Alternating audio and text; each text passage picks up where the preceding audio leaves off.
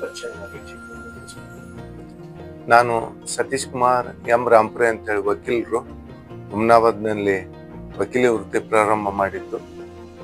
ನನ್ನ ಜನ್ಮಸ್ಥಳ ನಂದಗಾಂವ್ ಗ್ರಾಮ ಆಗಿದ್ದು, ಅಲ್ಲಿಂದು ವಕೀಲಿ ವೃತ್ತಿ ಬಂದ ನಂತರ ಸಾರ್ವಜನಿಕರ ಕುಂದುಕೊರತೆಗಳಿಗೆ ಸ್ಪಂದನೆ ಮಾಡುತ್ತಾ ನನ್ನ ಕೆಲಸದಲ್ಲಿ ನಾನು ಬಹಳ ದಿನಗಳಿಂದ ಬೇಗ ತಗೊಂಡ್ಬಿಟ್ಟು ಇವತ್ತು ರೈತರಿಗೂ ಕಾರ್ಯಕ್ರಮಗಳು ಅನ್ಯಾಯವಾಗಿದೆ. ಇದರ ಬಗ್ಗೆ ತಮ್ಮ ಪ್ರತಿಜ್ಞೆ ಹೋರಾಟ ಕೂಡ ತಗೊಂಡು ಸರ್, ನಾನು 2017-18ರಲ್ಲಿ BSSK ಫ್ಯಾಕ್ಟ್ರಿ ಒಂದು ಅದರದ್ದು ಅಸ್ತಿತ್ವವನ್ನು ಉಳಿಸುವ ಸಲುವಾಗಿ ನಾನು ನಮ್ಮ ಊರಿನ ಗ್ರಾಮದ ಎಲ್ಲ ಮುಖಂಡರು ಕೂಡಿ ಒಂದು ದಿನದ ಸತ್ಯಾಗ್ರಹವನ್ನು ನಾನು ಮಾಡಿದ್ದೇನೆ. ಈಗ ಒಂದೇ ಸತ್ಯಾಗ್ರಹ ಮಾಡಿದ್ರು. ಒಂದು ತಮ್ಮ ಕಾನ್ಸೆಪ್ಟ್ ಏನಿತ್ತು, ಒಂದೇ ದಿವಸಕ್ಕೆ ಅಷ್ಟೇ ಸೀಮಿತವಾಗಿತ್ತ, ಮತ್ತೆ ಹೋರಾಟ ಮಾಡ್ತಕ್ಕಂಥ ಹೇಗೆ? ನನ್ನ ಉದ್ದೇಶ BSSK ಫ್ಯಾಕ್ಟ್ರಿ ಉಳಿಬೇಕು, ರೈತರಿಗೆ ಒಂದು ನೆಮ್ಮದಿ ಸಿಗಬೇಕು, ರೈತರು ಬೆಳೆಸಿದಂತ ಕಬ್ಬನ್ನು ಸುಗಮವಾಗಿ ಹೋಗಿ ಆ ಕಾರ್ಖಾನೆಯಲ್ಲಿ ನುರಿತ ಆಗ್ಬೇಕಂತೇಳಿ ನನ್ನ ಉದ್ದೇಶ ಇತ್ತು. ಆ ಒಂದು ದಿನದ ನಾನು ಯಾಕೆ ಸ್ಟ್ರೈಕ್ ಮಾಡಿದೆ ಅಂದ್ರೆ, ಹಿಂಗೆ ಮುಂದೆ ಆ ಫ್ಯಾಕ್ಟ್ರಿ ಏನಾದ್ರು ಆ ಟೈಮ್ನಲ್ಲಿ ಮೋಸ್ಟ್ಲಿ BJP ಗೌರ್ಮೆಂಟ್ ಏನೋ ಇತ್ತು, ಆ ಟೈಮ್ನಲ್ಲಿ ನಾನು ಸ್ಟ್ರೈಕ್ ಮಾಡಿದ್ದ. ಆದ್ರೆ ಅದು ಕಾರಣಾಂತರಗಳಿಂದ ನಾನು ಮುಂದೆ ಹಂಗೆ ಒರ್ಸ್ಲಿಕ್ಕಾಗ್ಲಿಲ್ಲ, ಬಿಕಾಸ್ ಆಫ್ ನನ್ನ ಕೆಲಸ ಹೆಚ್ಚಿದ ಕಡೆದ್ದು. ತದನಂತರ ಸಾಕಷ್ಟು ಬಾರಿ ನಾನು ಎಲ್ಲಿ ಹೋದಲ್ಲೂ ಸಾಕಷ್ಟು ಜನರ ಮಧ್ಯೆ ನಾನು ಇದ್ದಾಗನೂ ಹೇಳ್ತಾ ಇದ್ದೀನಿ, ಶುಗರ್ ಫ್ಯಾಕ್ಟ್ರಿ ಒಂದು ಒಳ್ಳೇದಿದೆ, ನಮ್ಮ ಬೀದರ್ ಜಿಲ್ಲೆ ರೈತರ ಬೆನ್ನೆಲುಬು ಆಗಿದೆ. ಆ ಫ್ಯಾಕ್ಟ್ರಿ ಪುನರ್ ಚೇತನ ಆಗಬೇಕು, ಆ ಫ್ಯಾಕ್ಟ್ರಿಯಿಂದ ಮತ್ತೆ ನಮ್ಮ ಕೃಷಿಯಲ್ಲಿ ಅವಲಂಬಿತ ಆದಂತ ನಮ್ಮ ರೈತರದ ಕಬ್ಬು ನುರಿತ ಆಗ್ಬೇಕಂತ ನನ್ನ ಒಂದು ಉದ್ದೇಶ ಆಗಿದೆ ಸರ್. ಇವತ್ತು ತಾವು ವಕೀಲರು ಕೂಡ ಆಗಿ, ಸಮಾಜ ಸೇವಕರು ಕೂಡ ಆಗಿ, ಫ್ಯಾಕ್ಟ್ರಿ ಬಗ್ಗೆ ಕೆಲವೊಂದು ವಿಚಾರದಲ್ಲಿ ಅಧ್ಯಯನ ಮಾಡಿದ್ದಾರೆ. ಯಾವ ರೀತಿ ಮುಚ್ಚಲ್ಪಟ್ಟಿತ್ತು? ಸೊ ಈಗ ಮತ್ತೆ ಪುನರಾರಂಭ ಆಗ್ಬೇಕಾದ್ರೆ ಏನ್ ಪ್ರಯತ್ನದಲ್ಲಿ ಇವತ್ತು ಪುನರಾರಂಭ ಆಗುತ್ತೆ ನಿಮ್ಮ ಅಧ್ಯಯನ? ಸರ್, ಈಗ ಅದು ರಾಜಕೀಯವಾಗಿ ನೋಡಿದಾಗ, ಯಾವಾಗ ನಾನು ಈಗ ರಾಜಕೀಯವಾಗಿ ನಾನು ಒಂದು ಪಕ್ಷದಲ್ಲಿ ಇದ್ದೇನೆ, ಆದ್ರೆ ಅದಕ್ಕೆ ಒಂದು ಫ್ಯಾಕ್ಟ್ರಿ ಇದೆ ಅಂದಾಗ ಅದಕ್ಕೆ ರಾಜಕೀಯ ರಹಿತವಾಗಿ ನಾವೆಲ್ಲರೂ ಶ್ರಮ ಪಟ್ಟಿದಾಗ ಒಂದು ಸ್ಟ್ಯಾಂಡ್ ಆಗ್ಬೋದು ಅಂತೇಳಿ ನನ್ನ ಉದ್ದೇಶ. ಯಾವಾಗ ರಾಜಕೀಯ ವ್ಯಕ್ತಿಗಳೇ ಅದನ್ನು ಆ ಫ್ಯಾಕ್ಟ್ರಿಯನ್ನು ಸರ್ವನಾಶ ಮಾಡಿದಾರೆ ಅಂತೇಳಿ ನಾನು ನೇರವಾಗಿ ಹೇಳಕ್ ಇಚ್ಛೆ ಪಡ್ತೇನೆ. ನೇರವಾಗಿ ರಾಜಕೀಯ ಷಡ್ಯಂತ್ರದಿಂದ ಇವತ್ತು ಮುಚ್ಚಲ್ಪಟ್ಟಿದೆ ಅಂತ ಒಂದು ಆರೋಪ ತಾವಲ್ಲ, ಪ್ರತಿಯೊಬ್ಬರು ಕೂಡ ಇದು ಮಾಡ್ತಾ ಇದೆ. ಇವಾಗ ಪುನರಾರಂಭ ಆಗ್ಬೇಕಾದ್ರೆ ರಾಜಕೀಯ ಪಕ್ಷಪಾತ ಅಂತ ಅನ್ನೋದು ಕೂಡ ಒಂದ್ ಕಡೆ ಇದಾಗ್ತಾ ಇದೆ. ಯಾರಾದ್ರೂ ಒಬ್ರು ಆರಂಭ ಮಾಡಿದ್ರು ಕೂಡ ಒಬ್ರು ಕ್ರೆಡಿಟ್ ಹೋಗುತ್ತೆ ಅನ್ನೋದು ಕೂಡ ಕೆಲವೊಂದಿಷ್ಟು ಕಡೆ ರಾಜಕೀಯ ವಲಯದಲ್ಲಿ ವಿಚಾರಗಳಿದೆ. ಸರ್, ನಾ ಇವತ್ತು ರಾಜಕೀಯದಲ್ಲಿ ಇದ್ದೀನಿ, ನೋ ಡೌಟ್. ಆದ್ರೆ ನಾನು ಇವತ್ತು ನನ್ನ ರೈತರು ಎಲ್ಲರೂ ನಮ್ಮ ಜೊತೆ ಇದ್ದಾರೆ, ಡೆಫಿನೆಟ್ಲಿ, ಅದ್ರಲ್ಲಿ ಏನೋ ಡೌಟ್ ಇಲ್ಲ. ಆದ್ರೆ ಅದಕ್ಕ ಸ್ಟ್ಯಾಂಡ್ ಆಗ್ಬೇಕಾದ್ರೆ ಪಕ್ಷಾತೀತವಾಗಿ ನಾವು ಹೋರಾಟ ಮಾಡಿದ್ರೆ ಸಾಧ್ಯ ಆಗ್ತದೆ ಅಂತ ನಾನು ಹೇಳಕ್ ಇಚ್ಛೆ.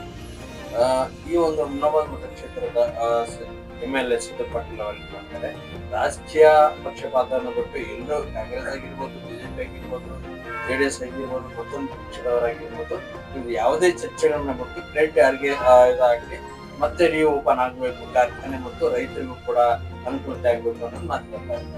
ಸರ್, ನಾನು ಸಾಕಷ್ಟು ಜನರ ಮುಂದೆ ಹೇಳಿದ್ದೀನಿ, ಇದು ಫ್ಯಾಕ್ಟ್ರಿ ಚಾಲು ಆಗ್ಬೇಕಾದ್ರೆ ಮುಖ್ಯಮಂತ್ರಿಗಳು ಮನ್ಸು ಮಾಡಬೇಕು, ಯಾವುದೇ ಪಕ್ಷದಿರ್ಲಿ ಮುಖ್ಯಮಂತ್ರಿ ಮನ್ಸು ಮಾಡ್ಬೇಕು, ಈ ಜಿಲ್ಲಾ ನಾಯಕರು ಮನ್ಸು ಮಾಡಿದ್ರೆ ಡೆಫಿನೆಟ್ಲಿ ಒಂದ್ ತಿಂಗಳದಲ್ಲೇ ಸ್ಟ್ಯಾಂಡ್ ಆಗ್ಬೋದು ಅಂತ ನಾನು ಹೇಳಕ್ ಇಚ್ಛೆ ಪಡ್ತಾ ಇದ್ದೀನಿ. ಸರ್, ಕೋರ್ಟ್ ನಲ್ಲಿ ಕಟ್ಲೆ ಇರೋದು ಎಲ್ಲರಿಗೂ ಗೊತ್ತಿದ್ದ ವಿಷಯ ಅದ. ಆದ್ರೆ ಅಲ್ಲಿ ನಾವು ನೋಡಿದಾಗ ಆ ಸಂಜಯ್ ಖೇಣಿ ಇರ್ಬೋದು ಅಥವಾ ಬೇರೆ ಯಾರನ್ನೋ ಇರ್ಬೋದು, ಆ ಫ್ಯಾಕ್ಟ್ರಿ ಮುಣಗಿಸ್ಲಿಕ್ಕೆ ಎಲ್ಲರೂ ರಾಜಕೀಯ ಷಡ್ಯಂತ್ರನೇ ಇದೆ ಅಂತ ನಾನು ಹೇಳಕ್ ಇಚ್ಛೆ ಪಡ್ತಾ ಇದ್ದೀನಿ. ಆ ದುಡ್ಡು ಬಂದಾಗ ಅದ್ರಲ್ಲಿಂದ ಆಗೋದು ಖಂಡಿತವಾಗಿ ಅಂತ ತಾವೇನು ಹೇಳ್ತಾ ಇದ್ದೀರಿ, ಅವ್ರದ್ದು ಒಬ್ಬರದೇ ಇಲ್ಲ, ಎಲ್ಲರದ್ದು ಅದ್ರಾಗ ಡೈರೆಕ್ಟ್ ಆಗಿ ಇಂಡೈರೆಕ್ಟ್ ಆಗಿ ಇನ್ವಾಲ್ವ್ಮೆಂಟ್ ಇದೆ. ಈಗ ಅದ್ರ ಬಗ್ಗೆ ನಾವು ಹೇಳ್ಕೊತ ಹೋದ್ರೆ ಒಬ್ಬರ ಮೇಲೆ ಒಬ್ಬರು ನಾವು ಹೆಸರು ಖರಾಬ್ ಮಾಡ್ಬೋದು ಹೋಗ್ತಾ ಇದೆ.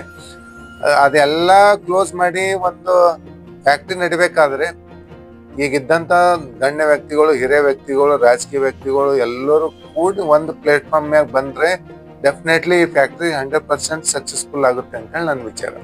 ಈ ಒಂದು ಫ್ಯಾಕ್ಟರಿ ವಿಚಾರವಾಗಿ ಸಕ್ಕರೆ ಕಾರ್ಖಾನೆಯ ಅಧ್ಯಕ್ಷರು ಕೂಡ ಏನಂದ್ರೆ ಸುಭಾಷ್ ಕಲ್ಲೂರಿ ಅವರು ಕೂಡ ಸಾಕಷ್ಟು ಕೆಲಸಗಳನ್ನ ಮಾಡಿದ್ದಾರೆ. ಜೊತೆಗೆ ರೀಓಪನ್ ಆಗೋದಕ್ಕೆ ಅವರು ಕೂಡ ಹೋರಾಟಗಳನ್ನ ಮಾಡ್ತಾ ಇದ್ದಾರೆ ಅನ್ನೋದು ಕೂಡ ನಮ್ಗೆಲ್ಲರೂ ಕೂಡ ಗೊತ್ತಿರ್ತಕ್ಕಂಥದ್ದು. ಸುಭಾಷ್ ಕಲ್ಲೂರಿ ಅವರು ಮಾಡ್ತಿದ್ದ ಪ್ರಯತ್ನಕ್ಕೆ ತಮ್ಮ ಬೆಂಬಲ ಕೂಡ ಇದೆಯಾ ಅಥವಾ ಹೇಗೆ? ಸರ್ ಹೇಳಿ ನಿಮ್ಗ, ಸುಭಾಷ್ ಕಲ್ಲೂರಿ ಅವರು ಸ್ಪರ್ಧೆ ಮಾಡಿದಾಗ ಅವರು ಅಪೋಸಿಟ್ ಪೆನಲ್ ನಲ್ಲಿ ನಾನು ಇದ್ದೆ ಸರ್.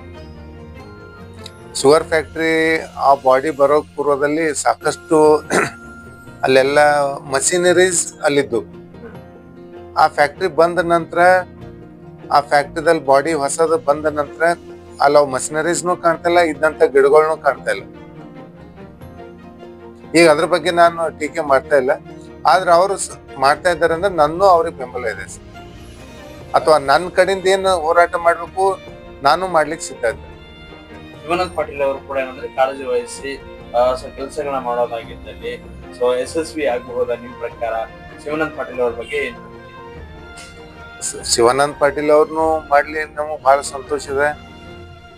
ಯಾರೇ ಮಾಡಲೆಕ್ಕ, ಈಗ ಜಿಲ್ಲಾ ನಾಯಕರು ಯಾರೇ ಮಾಡಲೆಕ್ಕ ಅವ್ರ ಜೊತೆ ನಾವು ಕೈ ಜೋಡಿಸಿ ಅವ್ರ ಜೊತೆ ನಾವು ಅವ್ರ ಮುಂದ್ ನಡೆದ್ರೆ ನಾವು ಹಿಂದೆ ಅವ್ರ ಜೊತೆ ಕೆಲಸ ಮಾಡ್ಲಿಕ್ಕೂ ರೆಡಿ ಇದ್ದೀವಿ.